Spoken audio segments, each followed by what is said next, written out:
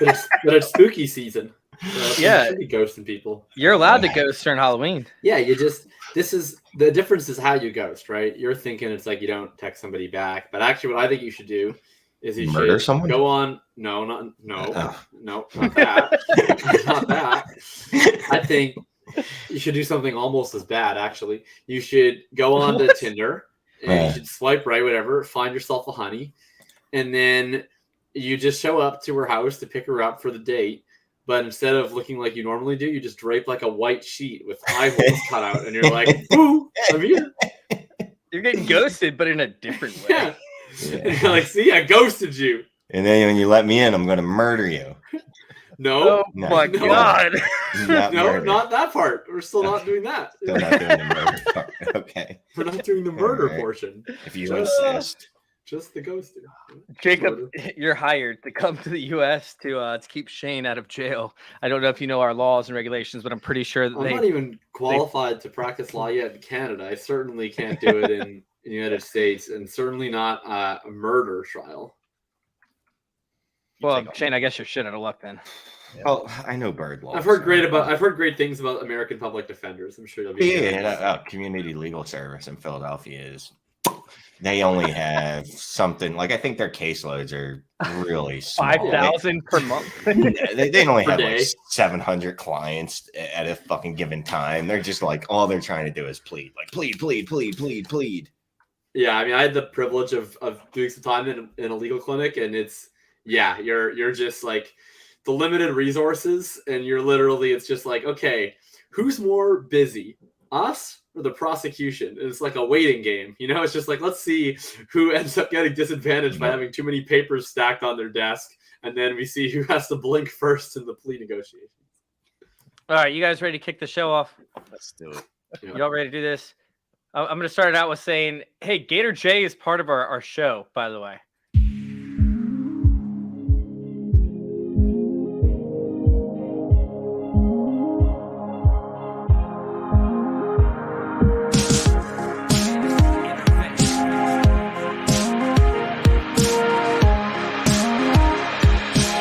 This is Fantasy Intervention.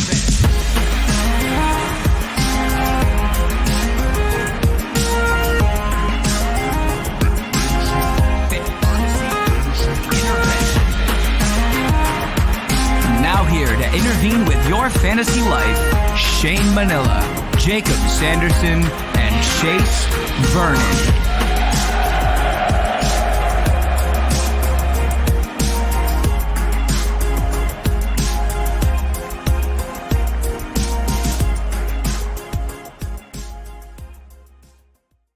We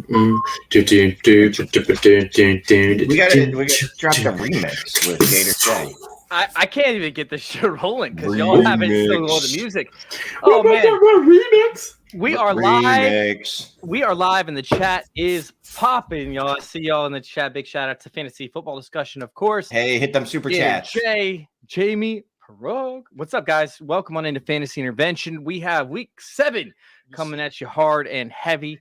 After a fun week 6, we had a fun week 6 based off of our calls, kind of, not really. No, we did have a fun week 6 overall, outside of some Benjamin love that didn't go south, but it didn't necessarily get all the way there.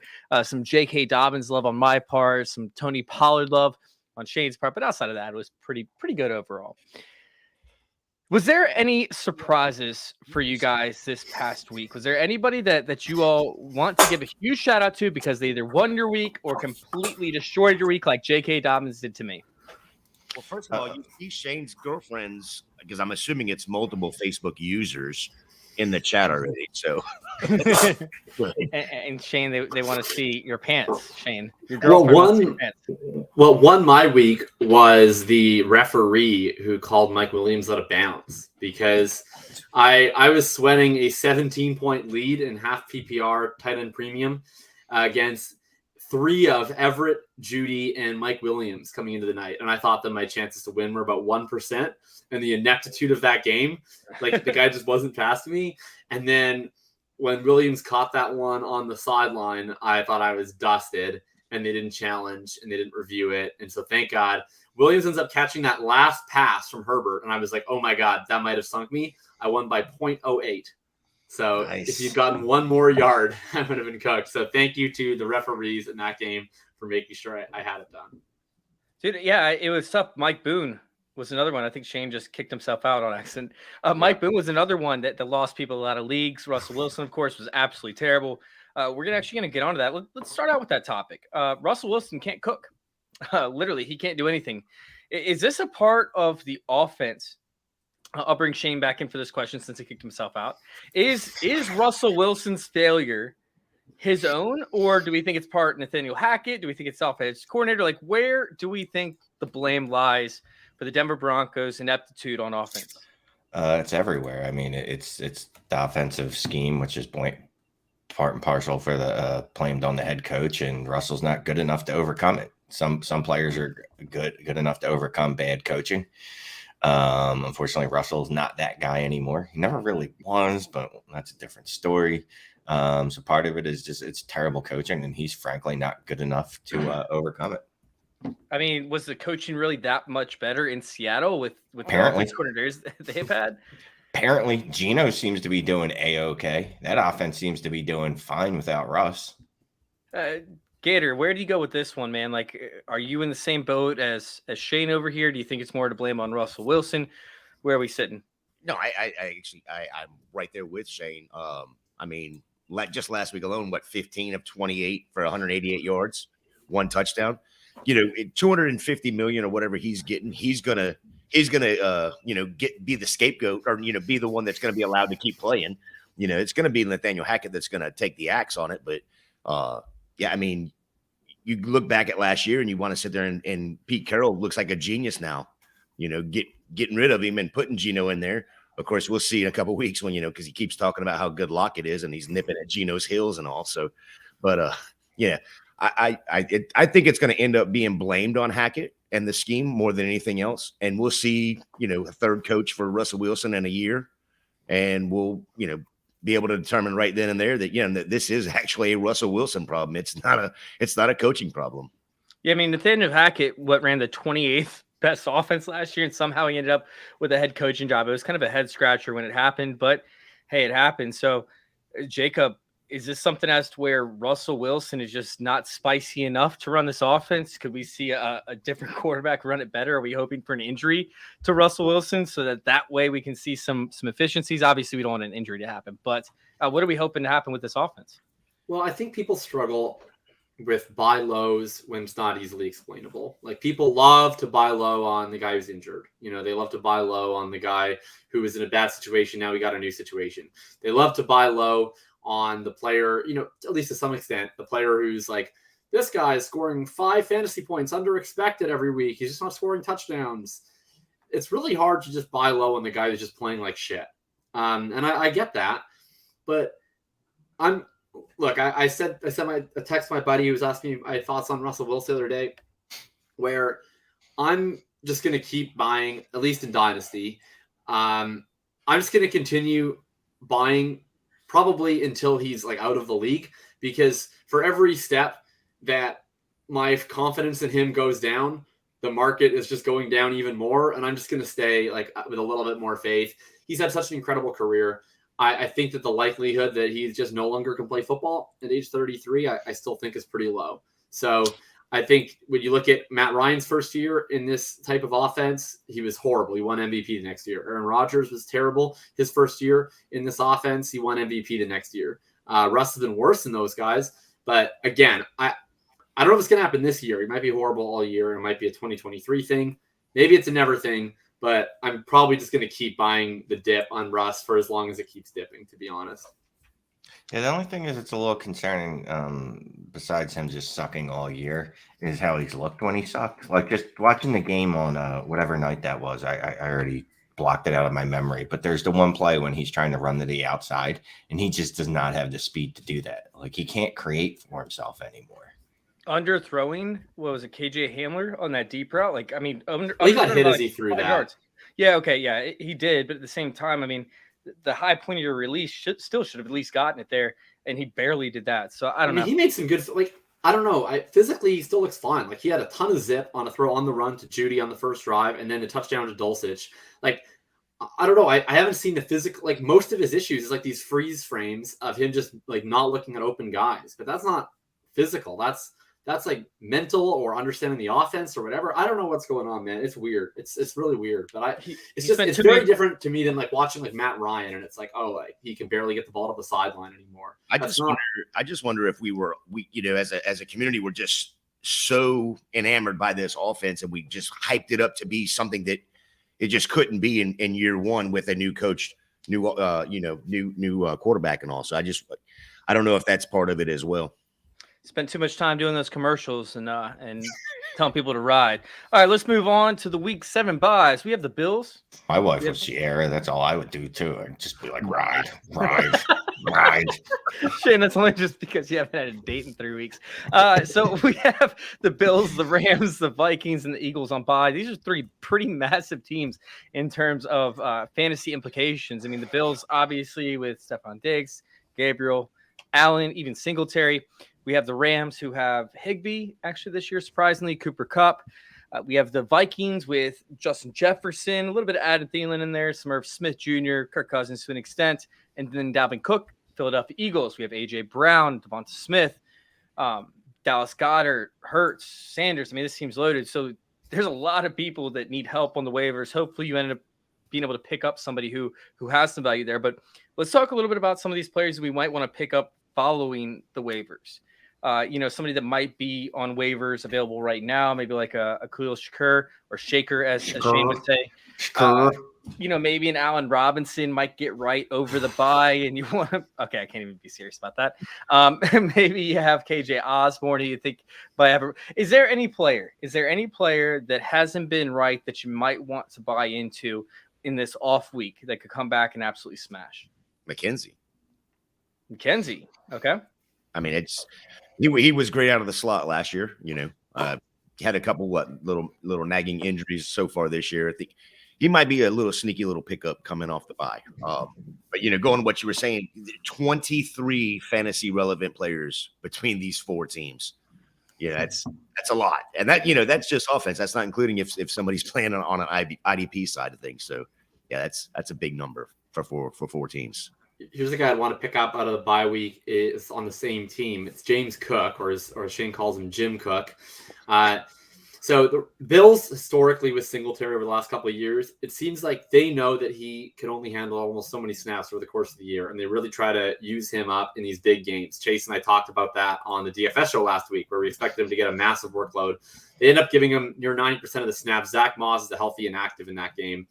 They come out of the bye with 2 non-conference games and a game against the Jets. That's where I expect him to revert Singletary back closer to 60% snap share in those games to get him a little bit more rest. You also see historically rookies get more work coming out of the bye week. So I think all these signs where they get the schedule where they're usually going to give Singletary a little bit more rest. You're coming out of the bye week where the rookies tend to get more involved. And then they went ahead and finally admitted that Zach Moss sucks. Every year they do this. They try to talk themselves into Zach Moss to start the year. And they're like, wait, this guy's bad. And they're like, yeah, we figured that out last year. Why are we? Okay, he's healthy and active. And I think we're going to see Cook get most of the secondary portion of that role. I still think he needs a Singletary injury to be super fantasy relevant in redraft, but especially if you're playing in a dynasty league, I imagine there's some people who drafted Cook way too high that are really frustrated with their life. And I would consider trying to send in some low ball offers to see if you can get Jim Cook over the bye week. And that's something that we are going to cover, by the way, our trade targets. Now, real quick, Corey, I just want to let you know, I see you in the comments, okay? He has Allen Davis and A.J. Brown on bye, which is brutal. I have Justin Jefferson, Davis, A.J. Brown on a ton of leagues. Bro. That's absolutely brutal. We will actually have a section to finish out our show where we're going to be talking about players outside the top 20 that we think have a chance to finish inside the top 10. You want to stay tuned for that. It's the tail end of our show. Oh, it's a blast. It's a blast every week, Shane. Every week. I know sometimes you prep for last minute. So let's go ahead and let's hop on to this last part. Let's talk about Tua. All right. Tua Tagovailoa is named the starter for week 7. He was great with Waddle, great with Tyreek Hill. Mike Gesicki didn't exist. Pretty much the rest of the offense didn't exist. Is this something where we can buy back into Tua's starting almost immediately, or do you want to give it some time? to rest, unlike what the Dolphins did with his first You don't have a concussion. choice, dude. Have you seen the quarterback position? It's bad. Like the quarterback position as a whole is bad. And then we have Josh Allen, who's the best quarterback, out this week. Hurts is probably like the second or third best quarterback. He's out this week. And Cousins and Stafford aren't very good, but they're at least like plausible. You can kind of sort of start them, especially Cousins. Yeah, you're starting to. I mean, if you have to, what other options do you have? Like it's bad news Bears out there. I'm probably starting to it. Yeah. Even in single quarterback leagues?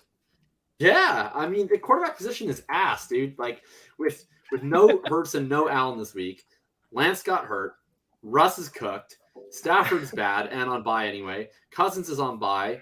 Like the quarterbacks, the whole like mid tier of quarterbacks that like Lance, Brady, Burrow, Russ tier, all on Dak. Like they all either got hurt or they suck.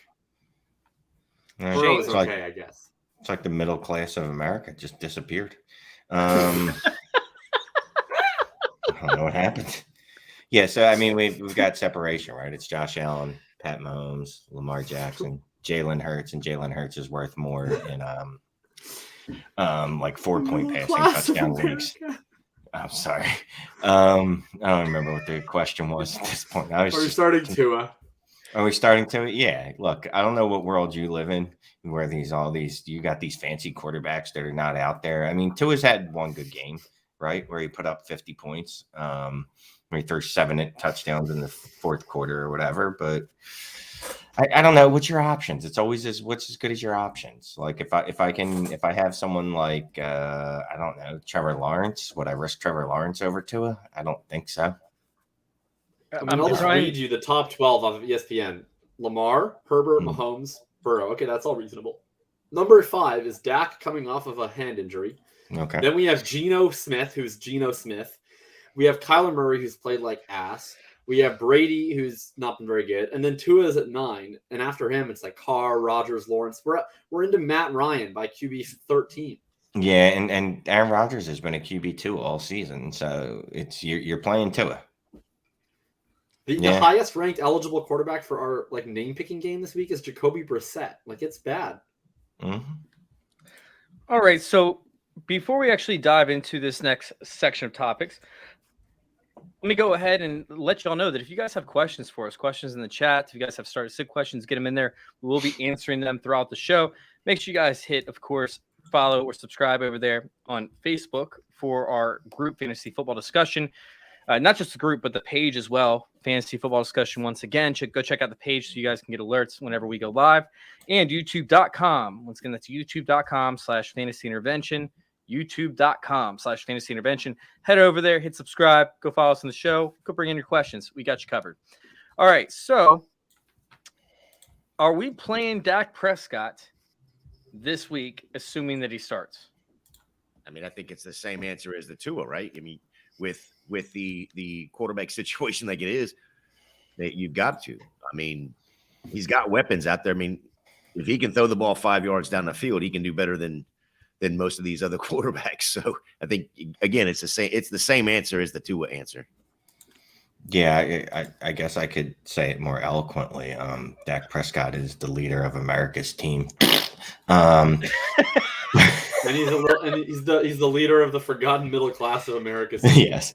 Hey, look, he's CD Lamb. Apparently, Dalton Schultz is practicing in full, even though I saw a tweet earlier telling me that he was done for the year. I don't know what's going on Twitter, but I don't know, dude. But yeah, you're starting Dak. How do you not start Dak with weapons like CD Lamb and Noah Brown? Are we starting Tannehill or Mills in the Superflex? Well, Jamie, you will actually get that question. You'll get that question for us when we dive into our final segment for the top 20 players. I'll answer it. They both suck, but give me Tannehill. He's outscoring him by 3 points a game. All right.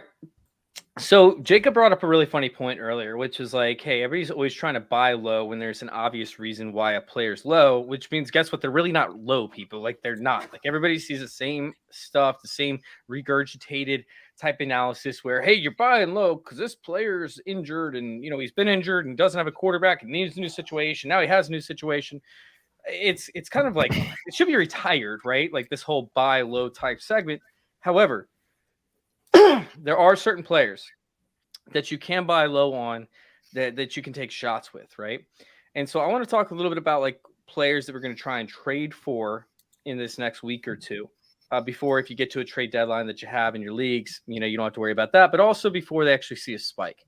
And the reason why I bring up buy low players is typically teams that have losing records, right? The teams that are 2-4 right now, the teams that are struggling, don't think they're going to make the playoffs. The buy low type players for them are actually going to be major assets moving forward. If they can actually hit, because these losing teams have nothing else to lose. Your team sucks. Your roster sucks. Go ahead and move off your guys. So players I'm trying to trade for like losing type teams, we're going to be talking about like Najee Harris, right? Allen Robinson. Shane brought up before the show, Terry McLaurin, right? To make a move. So if you're a losing team, if you're a team in a desperate situation, is there any player that you're trying to go out and acquire right now that might be some sort of buy low candidate that you can take a shot on that's actually a home run? He finishes in the supposed round where he got drafted. Well, I'll say a couple players. And again, it's that they're not really buy lows. It's more that they're obtainable. I think is a better way of stating it. David Montgomery, even though he didn't score much last week, 78% snap share, actually increased over week 5. Khalil Herbert's barely getting used. I believe. Are you not a believer though about the beat report that Matt Eberflus said he will now be using the hot hand going forward? Yeah, I don't believe it. I've heard hot hand so many times that I'll never believe it.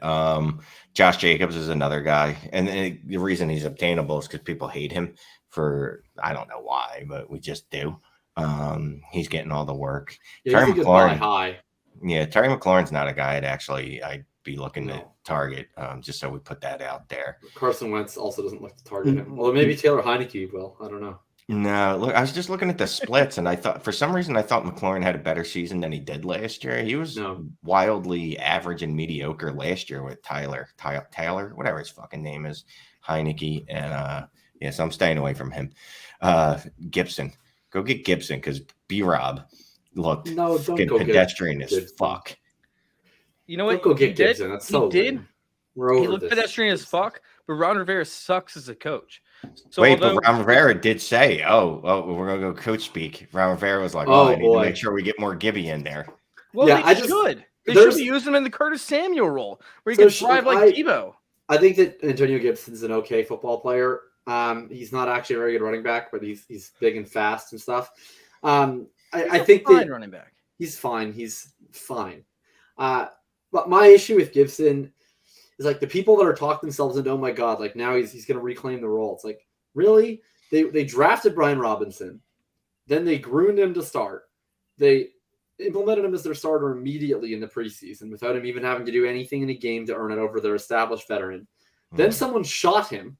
Mm-hmm. And then immediately when he came back from getting shot, they were like, yep, you're our starting running back. Here's 15 carries. Here's all the goal line work. Like, really? You think that just because they realize that a slow guy is slow, they're going to immediately retract on that? It seems very unlikely to me. It concerns me that he saw 0 targets and well, he's not going to see a lot of Gibson targets. Saw all the targets. If McKissick could go away, then Gibson will be fine.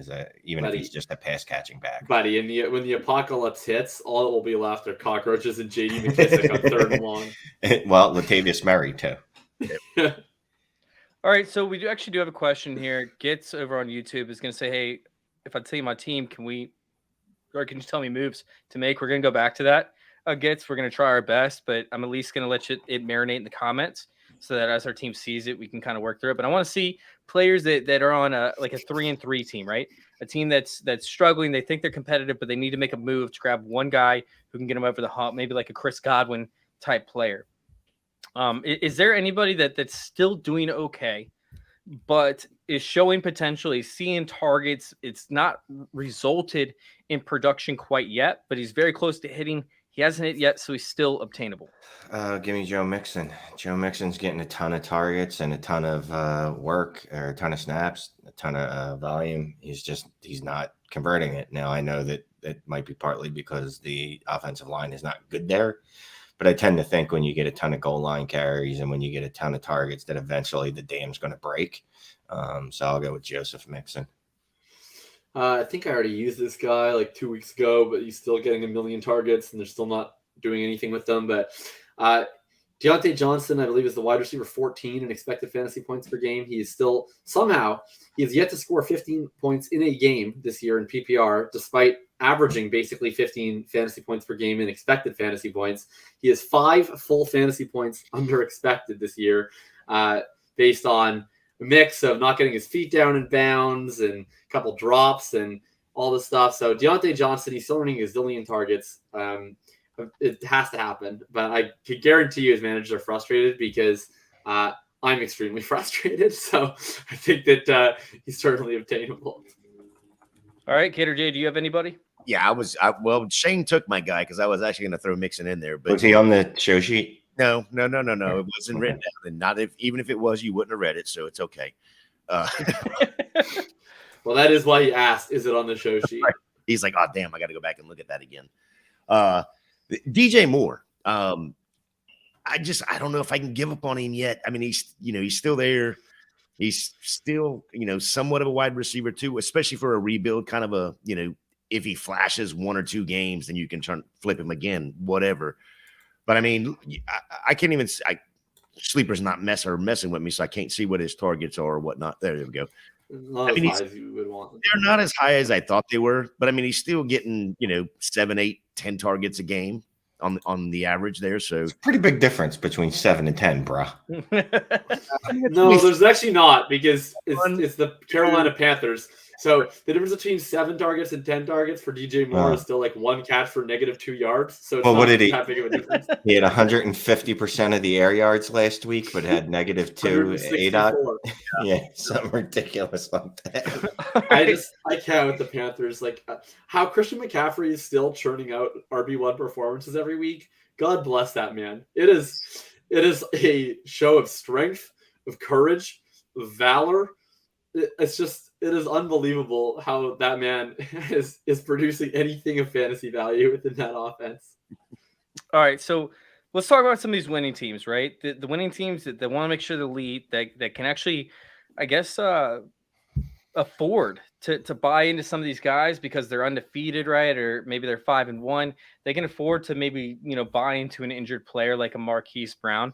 Is there anybody out there that you'd be trying to acquire who has the potential to blow up, but might be injured, might end up having a rough couple weeks where you can get him at a bargain right now, but he could supply a run for you? Mine's J.K. Dobbins. We'll go ahead with y'all's. I don't like that. I'm gonna go with Treylon Burks, and I'm gonna tell people specifically not to get Marquise Brown because he's got a shattered foot, and it's the same foot that's been shattered before that was held together with pins and needles. And he's going to be out 4 to 6 weeks. So by the time he comes back, it's going to be your playoffs. Also, he's not going to be able to walk. So he's probably not going to be very good on the football field. I'm giving him a wide berth. But no, I like Treylon Burks. And I think you mentioned him last week, or Jacob did, or Jay did. One of you people did. But yeah, Treylon Burks. This one's probably only for deeper leagues. But my candle is still aflame for Sky Moore. He has the highest targets per route run and highest yards per route run of any Chiefs wide receiver. I just mentioned the post-bye rookie bump for James Cook. Kansas City has a bye coming up in week 8. They are just not getting enough out of their wide receiver room right now. And Marcus Valdes-Scantling. Juju finally had a big game this week. I think it was the only week I didn't pick him on some show in my top 24, so that's extremely tilting. But to talk him up on DFS, I think we're going to see Sky get more involved coming out of the week 8 bye. And if he's able to get 70-80% snap rate by the time fantasy playoffs come in that offense, then I still think he has a lot of upside. He has been efficient when on the field in terms of earning targets and converting them. All right, Jay. I want to say Gus Edwards, but I mean, you've got 2 backs in that backfield then coming back from an injury. So James Conner, man, James Conner's got basically a backfield that he can just do whatever. It's going to be a huge help out there for Arizona when he does come back, because they got D-Hop coming back this week, I believe. So, yeah, James Conner is going to be somebody coming off the injury that I'd be wanting to go and snag. Well, Facebook user, how are you? All right, so I do want to pop back to this question real quick. And honestly, it springs in. He says that he's 1-5, and I don't know how this team is 1-5. It's pretty stacked. You have the running back 2 or 3. You have the top wide receiver. Diggs is top 5. Godwin was It's hurt. the top whatever. 2 wide receivers. Well, Yeah, because yeah. Godwin, Schultz, and Dak have given him nothing. Myers didn't play a couple games. London hasn't done a goddamn thing in 3 weeks. I would hold Dodson's injured. Bateman's trash. And McKissick has had 2 good games. Mac Hollins has had 1 good game. You didn't start him because no one ever starts Mac Hollins. White, I don't know. That's just racist. And Conklin.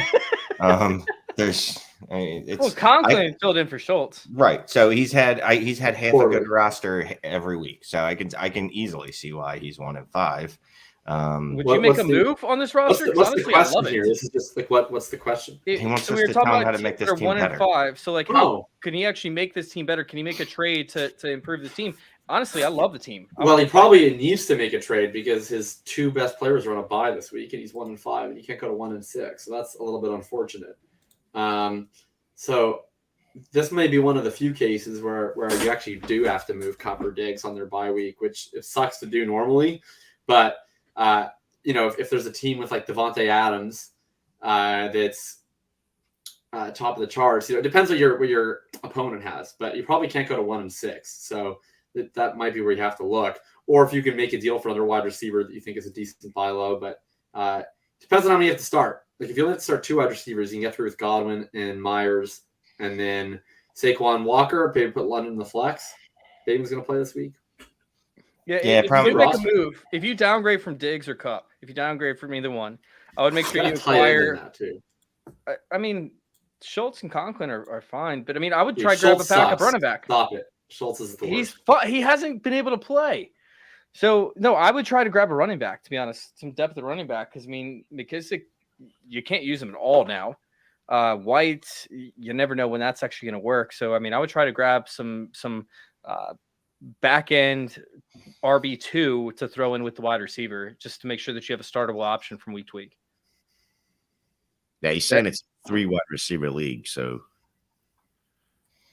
But Cup, Diggs, Godwin is back to full health at your 3 wide receiver spots. You're as good as you can get right there. K-Dub and Saquon is really good at running back. I might just go ahead and let this team settle and see what happens there. If I'm moving anyone, I'll move London, Dotson, Bateman, and the rest of the trash cans. I'll try to combine London and Dotson in the actual usable piece that I can use this year. I'm assuming this is a redraft, so I don't know how well that's going to go.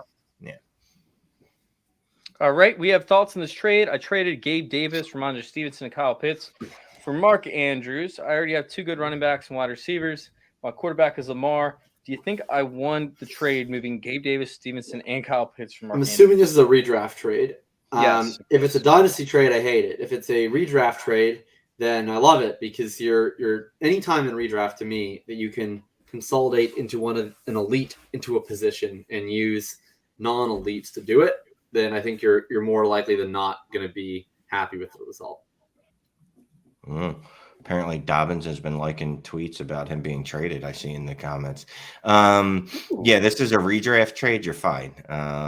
You're getting Mark Andrews. You're getting the tight end 2 on the season, a guy that's dropped 20-something point games like multiple times this year. If it wasn't for Travis Kelce being an absolute monster, he'd be the tight end 1. So, yeah, I love that for a redraft. All right, let's go ahead and hop into our final segment where we actually discuss quarterbacks and tight ends outside the top 15 that have a chance to finish top 10, and then running backs and wide receivers outside of the top 20 who have a chance to finish inside the top 10. We're looking for flyers. We're looking for sleepers. We're looking for players that are borderline flex options who you think have an opportunity to finish as the top or a top option at their position. We're going to start at the quarterback position. Jason, give me yours. I went with Jimmy G, even though he's going up against Kansas City. Kansas City is like the 20th overall rated defense. So, they got hooked up last week with Jimmy G and Ayuk. Kansas City's given up like 275 yards on the average per game in the air, another 100 on the ground.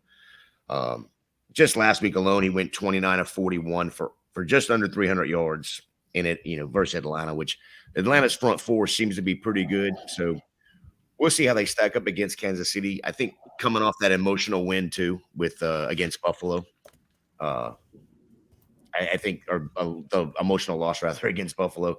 I think it's going to be maybe a little letdown game, and maybe Jimmy G gets a little advantage, takes advantage of it. So, All right, Jacob, what do you have? I have Steelers quarterback.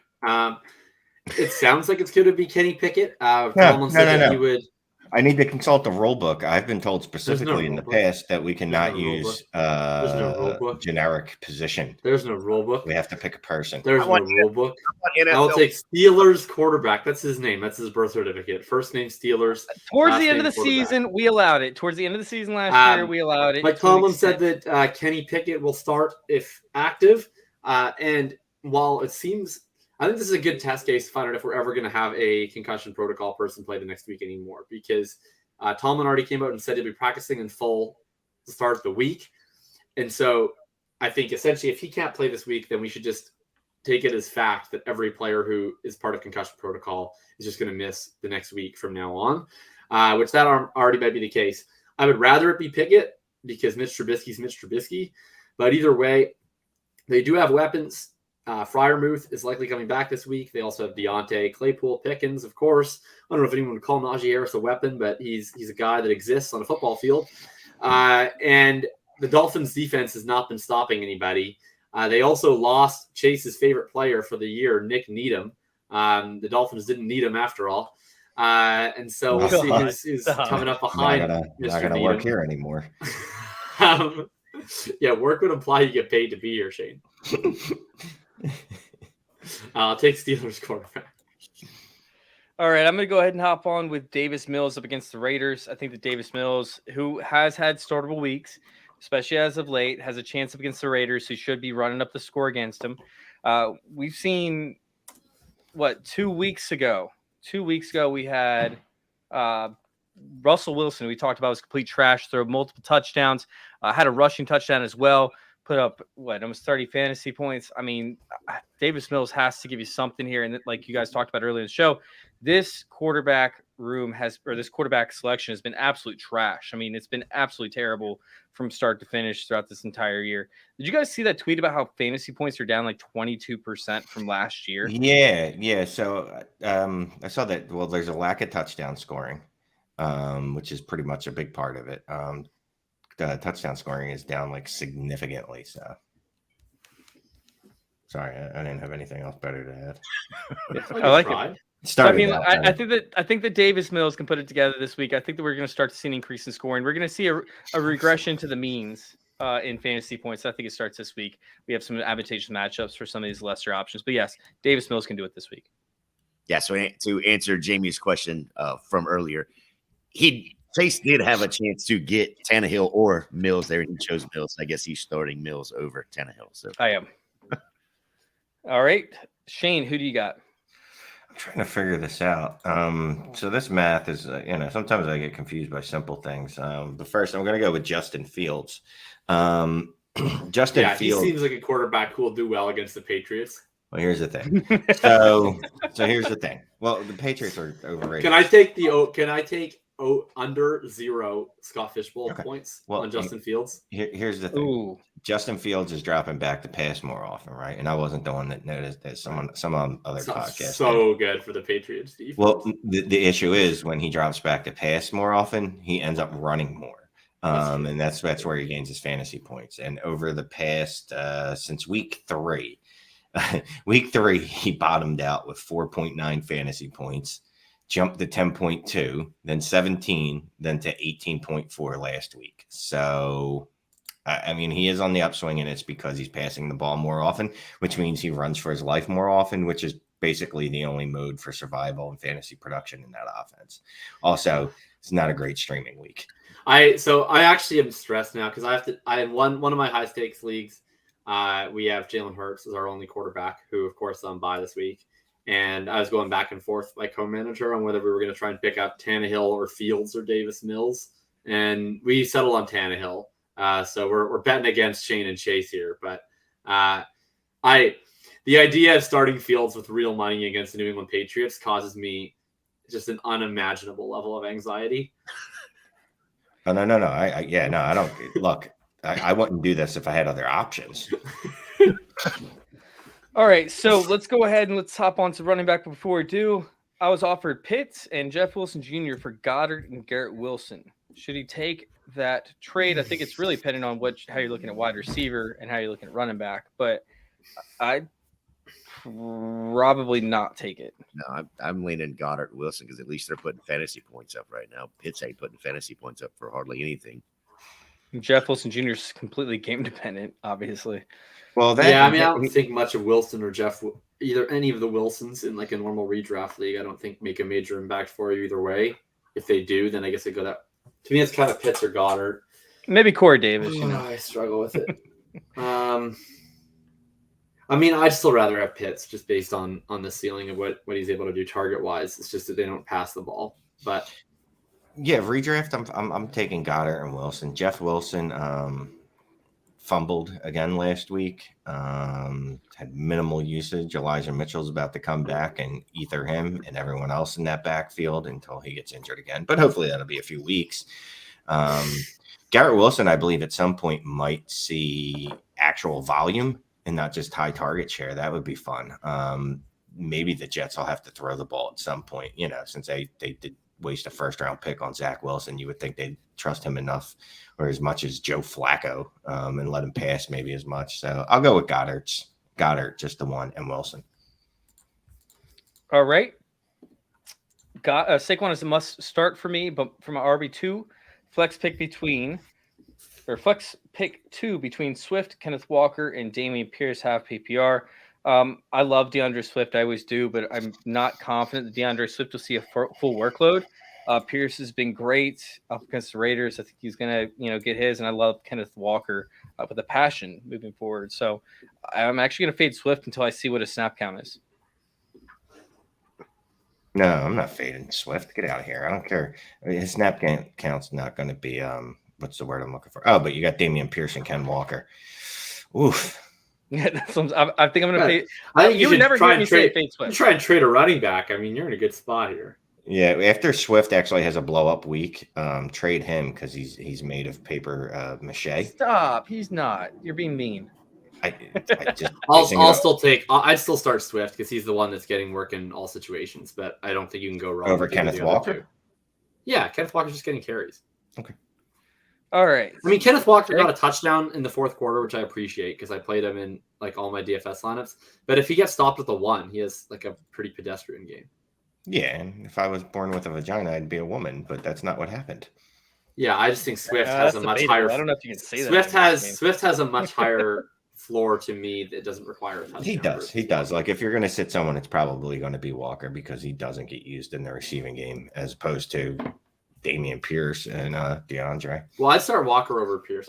I'd rank them like Barkley, Swift, Walker, Pierce, but they're probably all like top 12 running back contenders this week. So you have good running backs there. Yeah, go sit someone else. Go sit one of your trash wide receivers. All right, so we have the running back position. We need running backs outside the top 20 who we think will finish inside the top 10. Each one of us take a shot. I'll go ahead and start and say mine is Travis Etienne up against the Giants. We're starting to see Travis Etienne take over this offense. Meanwhile, the Giants have looked really good, and there's a chance somehow, some way that the Giants are leading in this game, which means that the Jacksonville Jaguars will have to use Travis Etienne in the receiving game. The Giants really haven't faced any pass-catching running backs thus far in the season, or at least backs that were getting utilized at that way. I think they played Carolina in like week 2, but still for some weird reason, CMC wasn't used as much as he should have been in the receiving game. So they really haven't faced a pass-catching running back like they should have. Travis Etienne should see the targets. Hopefully he doesn't drop one in the end zone and gets there for you, gets you inside the top 10. I'm playing Travis Etienne. Jay? Well, first of all, I want to know why you were just taking the running back that I take last week. You're taking this week. It's like the last 2.5, 3 weeks in a row. I went with AJ Dillon. I mean, he's getting the work with about 50% of the snap share, which is I think right about what we expected, maybe a little bit more than what we expected. He's not producing overwhelmingly, but he's seeing an average of 12 rushing attempts, 3.5 targets per game. And against one of the best rushing defenses, I think you could actually see that number go up because I think Jones, his production has really started to slide.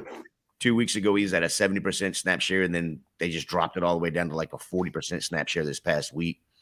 And they've looked like garbage on that offensive side of the ball altogether in Green Bay. So, A.J. Dillon for the win right here.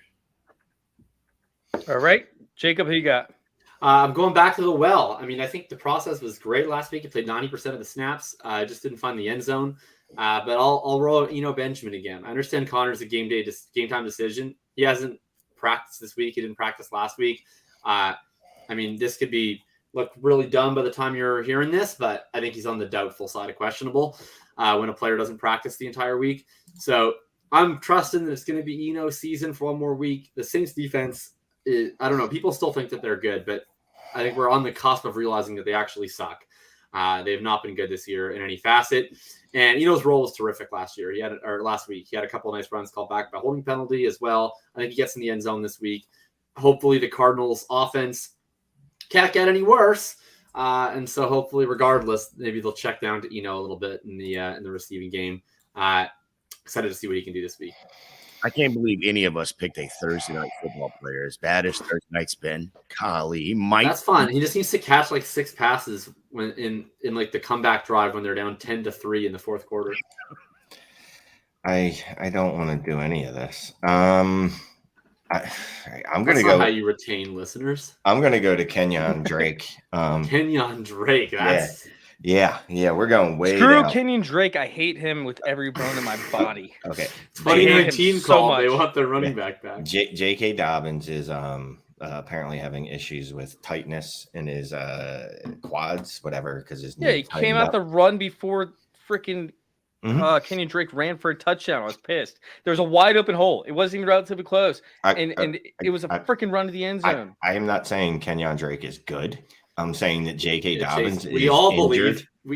I wanted it to be very clear. All of us believe you that whatever play Kenyon Drake did anything good on, that J.K. Dobbins also could have done that. Like none of us are disputing. I got to be quite honest with you. I don't know if J.K. Dobbins could actually make a good play, make a good run this year. He hasn't really looked well at all.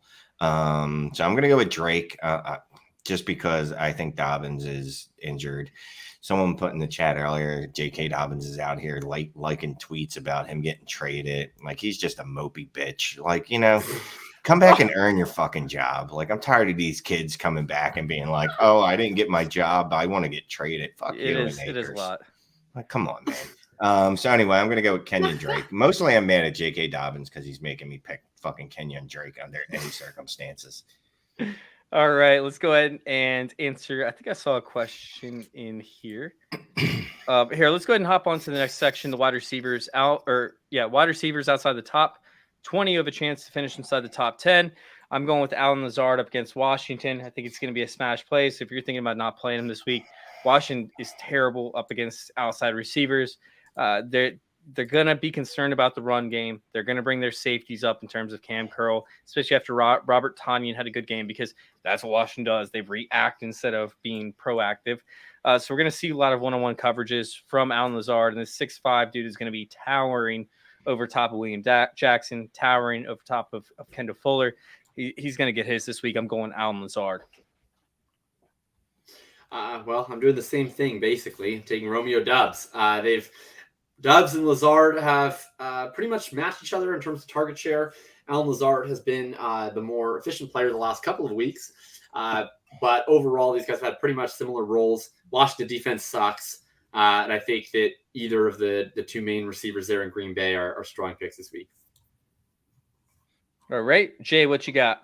I'm going back to Brandon Ayuk again. It's like I started talking about him earlier. Him and Jimmy G had a connection last week.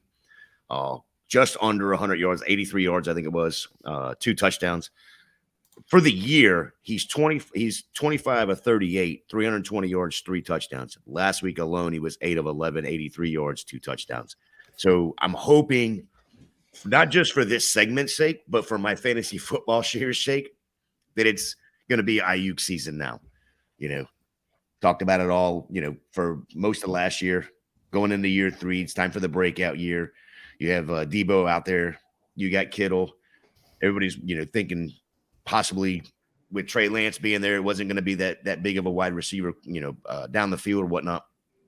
And I think I think with Jimmy G, I think there's a possibility of being the ball being thrown down the field a little bit more, at least into slants and into screens where they can let Ayuk use his legs.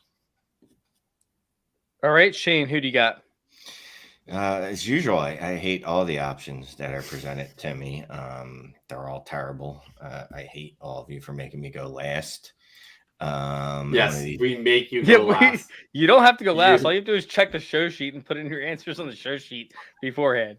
I'm gonna go with Pittsburgh wide receiver on the off chance that Mitchell Trubisky is the Pittsburgh quarterback, and he's gonna hyper target Chase Claypool again because, well, quite frankly, if Mitch isn't the starter, then I don't like my chances. But look, we're going for broke. Dip narrative. Yeah, I'm going for broke here, and I'm just gonna go with the Chase Claypool. Did you guys see Did you guys see him on the dip? No. Oh, in the post. Oh yeah. He was like, "Got doing my first dip," and he's like, "All these lights are going crazy." Yeah, did he puke? He went straight to the freaking trash can and puked. After He posted that picture afterwards. He was like, "Me after this interview," and it's like him lying on the ground. Oh, I missed that. That's funny as shit. I love Chase Claypool. He's kind of a shitty player, but he's a really fun personality. I enjoy him. What are we doing with Aaron Jones? Are we trying to move off and we wait until he hits a higher point? Is this the highest point he could be for the whole rest of the season? Is anything going to happen with Green Bay? Does Green Bay just suck his entire offense? Well, Aaron Rodgers ever going to be happy ever again? Well, look, no. They do suck, but one of the things that doesn't make any sense really is that they're not targeting Aaron Jones as a receiver. I don't understand it. Aaron Rodgers came out this week, said they need to simplify the offense. LaFleur said, I don't know what that means. Aaron Rodgers says, you're a fucking douchebag. You know exactly what it means. What it means is we have like two good players on this roster. Set up some plays where I can get the ball in Aaron Jones's hands and Romeo Doubs the other time. So I think Aaron Jones is going to be okay. All right. Should this guy, Ray, 0134, should I drop Pickens for Wan'Dale or Alec Pierce? This is interesting. Dude, Wan'Dale got the targets to an extent. 4 targets, 3 receptions. It was decent. Alec Pierce looked like a boss in this receiving offense. He did, but Pickens and Pickett, when Pickett comes back, it probably missed maybe one game at most. Pickens was, and it pains me to say, I mean, that's his guy. That's who he was targeting. The dude's just putting up monster points. Although, Alec Pierce definitely looked good last week. Matt Ryan had to throw 54 times, whatever it was. I believe 58. 58 times, yeah. Oh, so God, I didn't even realize that. There is no way in the world Indianapolis ever wants to let him throw that many times over 2 games, let alone 1 game. So I think you need to keep that in mind. I mean, like that was the no Taylor game plan. Yeah. Would you rather start Dak or Kyler this week? I'll go to Jacob on this one. I'll start Kyler. I mean, the funny thing is, like, the narrative is that Kyler's been horrible, which for real football he has, but he's been like fine for fantasy. Yeah, he's been totally fine. Quarterback 5 or quarterback 4 so far in the year, something. I don't know if it's that high, but he's been totally adequate for fantasy. I would keep starting Kyler Murray. Jay, do you have a different take on this one? When I saw that question, I was like, I don't even want to answer this question. I'm glad you went to Jacob because I don't want to have that. I don't want to have that question to me. I wouldn't even know, to be honest. If I had to do it myself, I'd have to call Shane, on his cell phone or through the pay phone and see if I could get his girlfriend to let me talk to him about this because, I don't want to play with that one. Kyler's quarterback 6 on the year. I'm going Kyler. Look, if my choice is Dak or Trevor Lawrence, I'm going Dak. But when I have Kyler, who even on his worst game, you just noted he's quarterback 6. He's 6. Excuse me. He can still put up 20 points on a bad week. I'm good. I'll take Kyler. All right, let's go ahead and hop on to our last segment because we are running out of time for Jacob and, of course, Shane on here. We have the tight end position, tight ends outside the top 15 that have a chance to finish inside the top 10. Jason, start us out, man. Who you got? I'll make it quick. I went with K. Otten just because there is no other tight ends down there in Tampa, and Tom Brady's got to have somebody to throw that ball to. He targeted him, three or four times, or I think it was 3 or 4 times, once whatever his name, the tight end got hurt. Cameron Brate, when he got hurt, he got 3 or 4 targets and caught all of them. I don't think it was more than like 15, 20 yards total, but it was still, he's getting the targets. It's a rookie. Tom Brady seems to trust him coming out, going up that seam. So I took Cameron Brate to try to slide one in on you guys. Yeah, it seems like Tom Brady actually likes him from the reports and all that. He actually does finally like a rookie, which is weird because Tom Brady never likes rookies. I mean, I think I like White too because he got 3 design plays, including one on a 4th and 2 this week. Oh, that's good. All right, I'm going to go ahead and take Juwan Johnson over there up against Arizona. Juwan Johnson's the only tight end. I think Troutman actually got ruled out. Taysom, sure, you can call him tight end if you want to, but he doesn't play the normal snaps that tight end plays. Juwan Johnson over there is the actual tight end. He should see targets against one of the worst. I think it's either bottom 4 or the worst team up against tight ends. We've seen teams absolutely explode against him. Juwan Johnson's going to see the targets, and I think Chris Olave actually helps out versus Hurts if Chris Olave does play, which I expect him to. He'll help out, take the middle of the field, loosen that up a little bit. Juwan Johnson should see the targets. Jacob, I had to get mine in before yours because I don't know if I'd be able to talk after your selection just because of how you named it. Go ahead. Oh, man. I'm taking Greg Dulce de Leche. I love Greg Dulcich. He was my rookie tight end too in this class. It was fun seeing his flowing locks run down the field. I think if Russ plays, he's going to be fun. He ran 81% of the routes this week. That's great for a tight end. And if Russ doesn't play, I don't know if it's true, but every time there's a rookie or a bad quarterback, like a backup quarterback, rookie quarterback, whatever, there's always people on podcasts that say things like, well, this backup quarterback's going to want a safety blanket, and that's the tight end. And so I'll just be that guy, and I'll do the backup quarterback tight end narrative so that I can pick Greg Dulcich. So yeah, you're going to take Greg Milk Chocolate. I think it is. Yeah, Greg Dulce de Leche. We're going to refer to Greg Dolce as Milk Chocolate. Greg Milk Chocolate. I like it. Yeah. Also known as caramelized milk. Nice. All right, Shane. You're up at tight end. This is your favorite position. This position's stupid. I need everyone to understand that this position is trash and never gets any better. It will never get any better. Hey, man, tight end's really deep this year. Every year we hear the tight end is really deep. Every year. I'm going to be 105 and talking about this year's the year that we have more than 4 good tight ends. With that said, I'm going with Hunter Henry. You don't have more than 2 good tight ends. Yeah, I'm going with Hunter Henry. There have been 12 12 tight ends in the past 3 weeks that have had 16 or more targets. Hunter Henry inexplicably is one of those, and he is the only one of those available ones that are not in the top 12 this week. So he's therefore the only one I could grab. The others being Gerald Everett, David Njoku, and I forget the other guy. Besides the good ones, a bunch of good ones. So he was my lower streaming one. I'll grab Hunter Henry. Maybe he'll get more targets this week and score a touchdown. All right, we got one more question that we are getting out of here.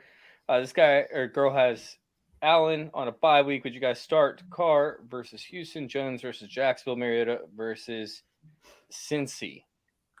Yeah. Carr? Yep. Yeah. That's where I'm going, Carr. Yeah, I think that's a sweep for us unless Shane has a different opinion. What? What's the question? Great, Shane. All right, let's go ahead and get out of here. You were just staring blankly into the void for like a full minute. I thought your screen is frozen. I legitimately thought I did too, but I saw him blank and I was like, oh, God. All right. So let's go ahead and let's let everybody know where to find you. Jay, we're going to start out with you this week. Where can we find you? You find me over at Fantasy J77 over there on Twitter. You can find me right here on Wednesday nights. You can find me over at the Going for Two Network tomorrow night. Dynasty Gambit. We started at 7 pregame for the big game. Cardinals and who were they? Oh, New Orleans. So yeah, it should be exciting. Should be exciting game tomorrow.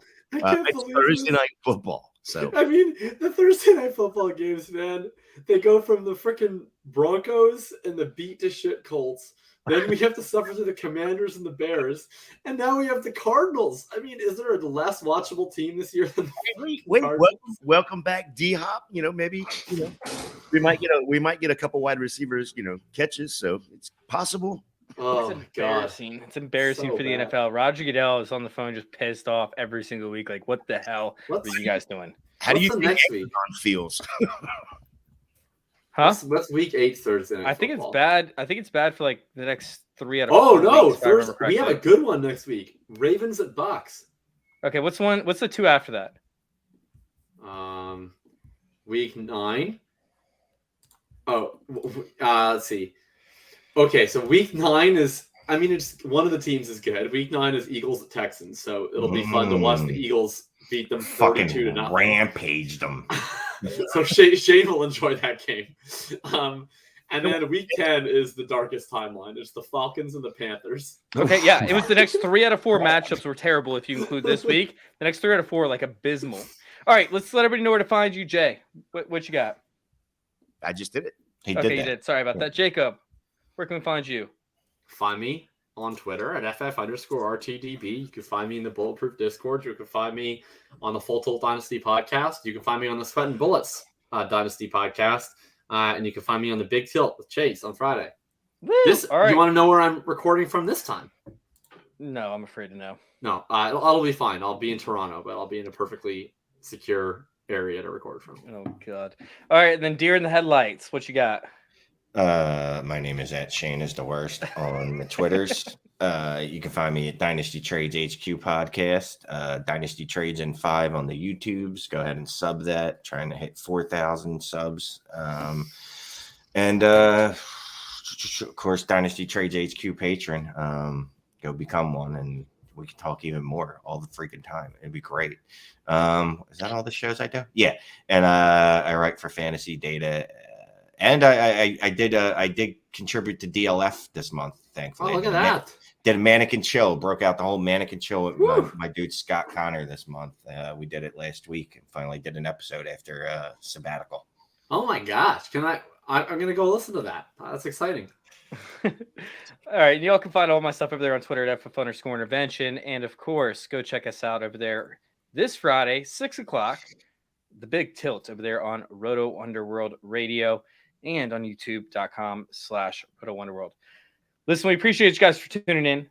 Thank you all for coming in with questions. And thank you all for letting us intervene with your fantasy football life. We're out.